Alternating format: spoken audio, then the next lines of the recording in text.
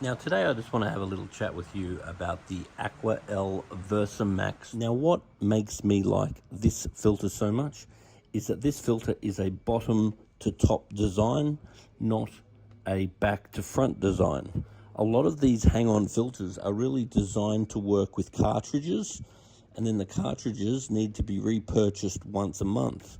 Now those cartridges tend to have a bit of filter wool and some activated carbon.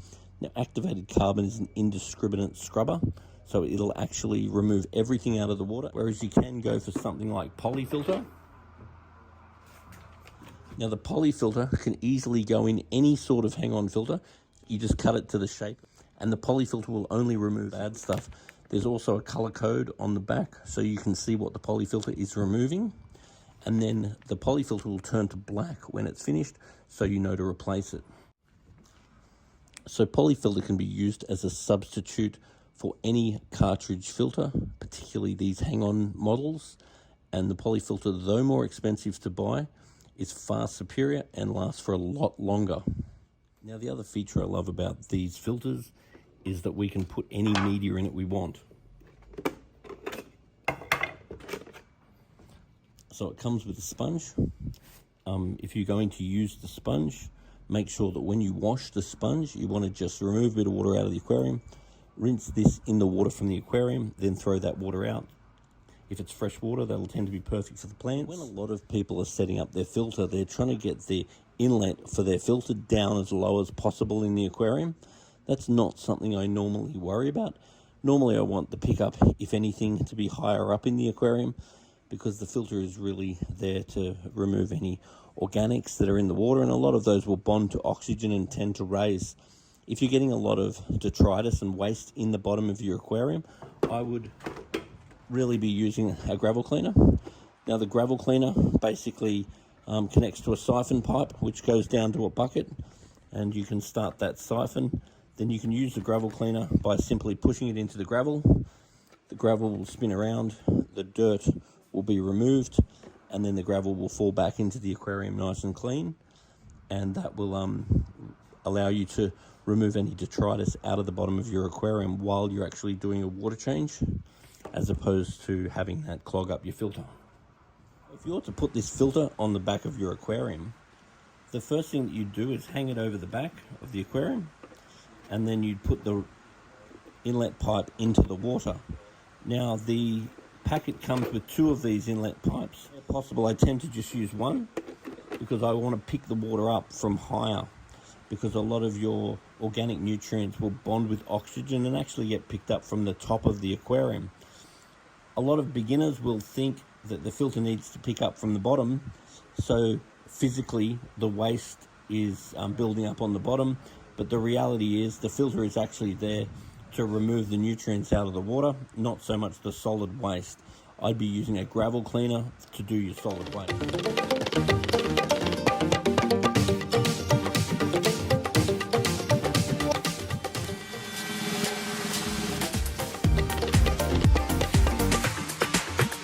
If you are getting a lot of waste in the bottom of your aquarium, also definitely look at the foods that you feed.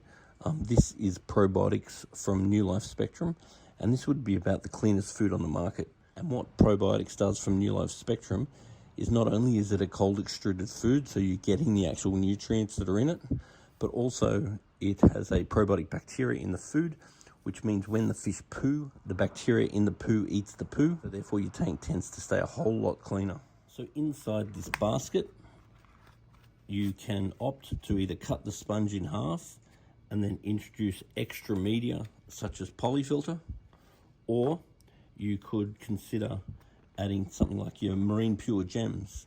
And the Marine Pure gems have got a much larger surface area than your sponge. And you could also look at, especially for the bigger tanks, your Marine Pure balls. And the Marine Pure balls have got a specific surface area to volume ratio, which allows the formation of parallel denitrification.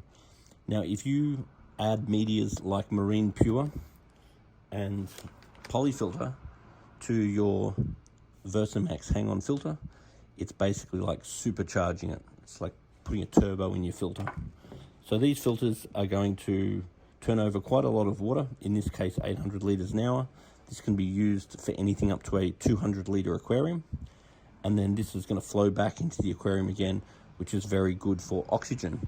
One thing you never want to do with any filter is have the filter return right underneath the water, because you really want that surface agitation, because what's going to happen is, regardless of what the media is you choose, you're going to grow lots of bacteria in the media.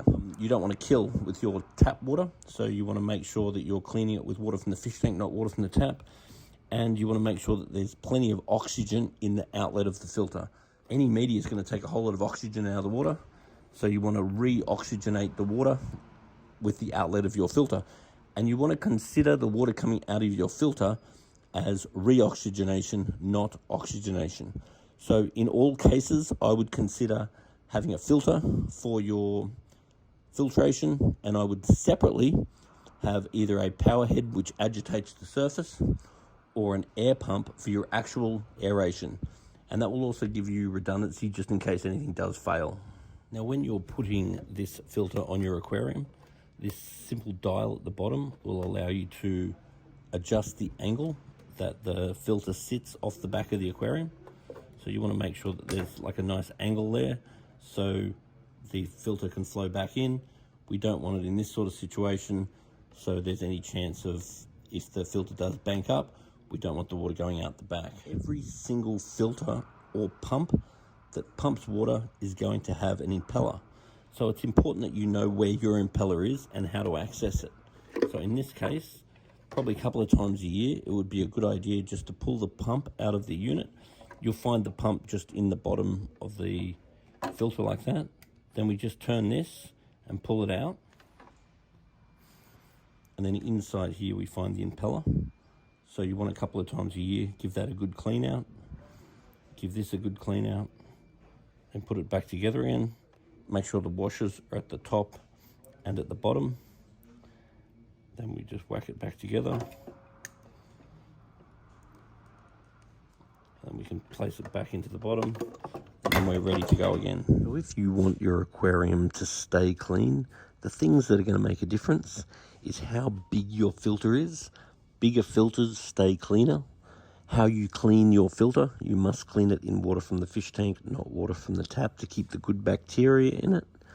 How many fish you have, so more fish, more waste, and how big the fish are. Bigger fish tend to be less economical with their nutrients and therefore produce more waste.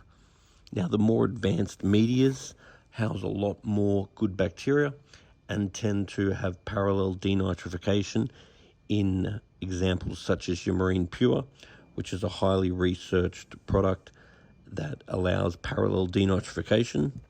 And there are very good quality chemical medias such as Polyfilter, which is a chemical and mechanical media which helps to remove nutrients from your aquarium.